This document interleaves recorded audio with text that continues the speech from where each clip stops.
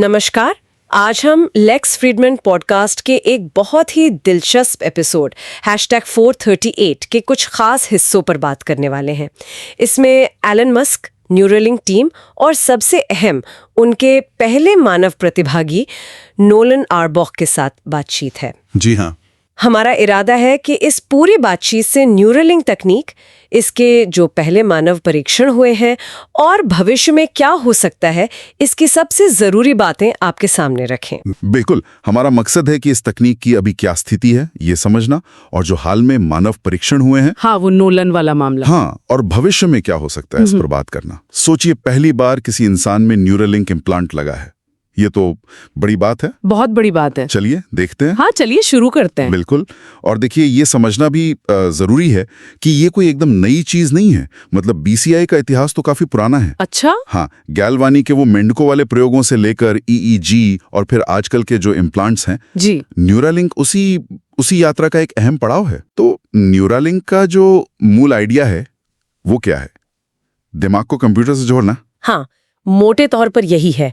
इसमें एक छोटा सा डिवाइस होता है, N1 इम्प्लांट कहते हैं उसे। वो दिमाग में लगाया जाता है। ओके। और इसमें बहुत महीन धागे जैसे इलेक्ट्रोड्स होते हैं, जिन्हें एक खास सर्जिकल रोबोट, R1 रोबोट, दिमाग की सतह पर लगाता है। और ये धागे न्यूरॉन्स की जो एक्टिविटी है उसे पढ़ते हैं। ये सुनने में काफी इन्वेजिव लगता है, मतलब अंदरूनी। क्या ये हमेशा ऐसी होता है? नहीं, देखिए, बीसीआई मोटे तौर पर दो तरह के होते हैं। एक तो है इन्वेसिव, जैसे न्यूरालिंक, हाँ, जिसमें सर्जरी करके डिवाइस अंदर डाला जाता है। दूसरा होता है नॉन इन्वेसिव, जैसे ईईजी कैप वगैरह, जो सिर के ऊपर से ही सिग्नल पकड़ते हैं। अच्छा। फर्क समझने के लिए आप ऐसे सोचें कि जैसे किसी स्टेडियम के अंदर माइक्रोफोन लगाकर खिलाड़ियों की बात सुनना और बाहर खड़े होकर सिर्फ भीड़ का शोर सुनना। अच्छा। तो न्यूरालिंक अंदर जाकर बहुत ज्यादा बारीक जानकारी ले सकता है। समझ गया। और इस N1 इम्प्लांट के अंदर क्या होता है? मतलब ये सिग्नल पढ़कर क्या करता है? तो इसमें, जैसा मैंने कहा, हजारों इलेक्ट्रोड वाले वो महीन धागे होते हैं। फिर एक खास चिप होती है, ASI, जो दिमाग से आने वाले अनगिनत सिग्नलों को प्रोसेस करती है। अच्छा। वो पता लगाती है कि कौन से न्यूरॉन्स कब फायर कर रहे हैं, मतलब कब एक्टिव है।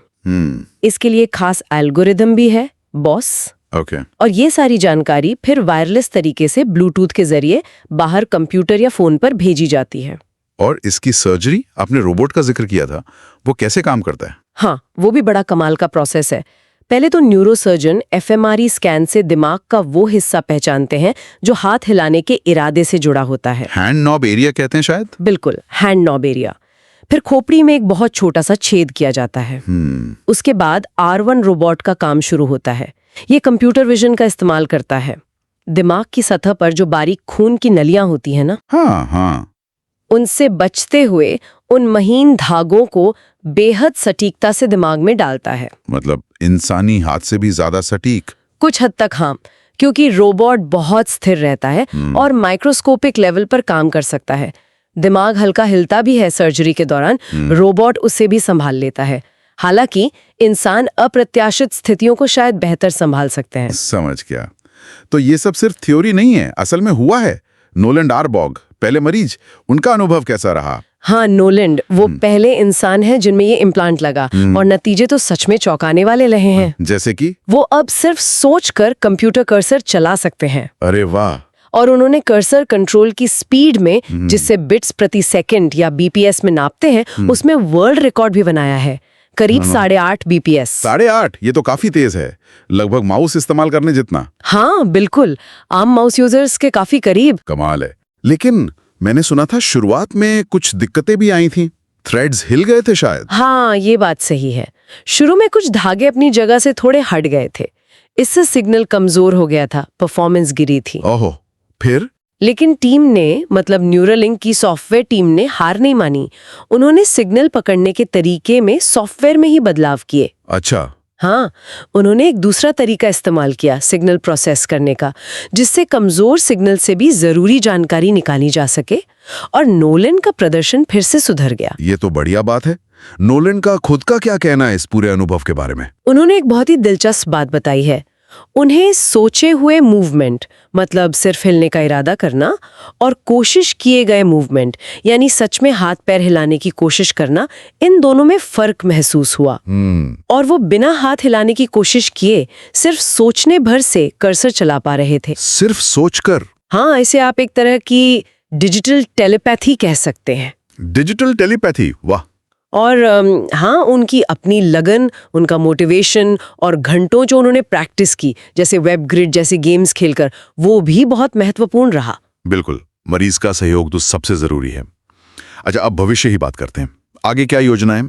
क्या ये सिर्फ लकवाग्रस्त लोगों के लिए ही है? देखिए, अभी जो फौरी लक्ष्य है वो तो बिल्कुल यही है कि लकवा या दूसरी गंभीर न्यूरोलॉजिकल समस्याओं से जूझ रहे लोगों की मदद की जाए। जैसे नोलैंड या हम स्टीफन हॉकिंग का उदाहरण सोच सकते हैं। हाँ बिल्कुल, उनकी कम्युनिकेशन क्षमता बढ़ाना या दुनिया से इंटरैक्ट करने में मदद करना। इसके अलावा अंधेपन के लिए ब्लाइंड साइट बनाने का भी लक्ष्य है। Blind site? हाँ, मतलब कैमरे से ली गई इमेज को सीधे दिमाग के विजुअल कॉर्टेक्स में भेजना, शायद सिजोफ्रेनिया या याददाश्त की समस्याओं में भी मदद मिल सके। ओके। लेकिन एलॉन मस्क का विजन वो इससे भी बड़ा है।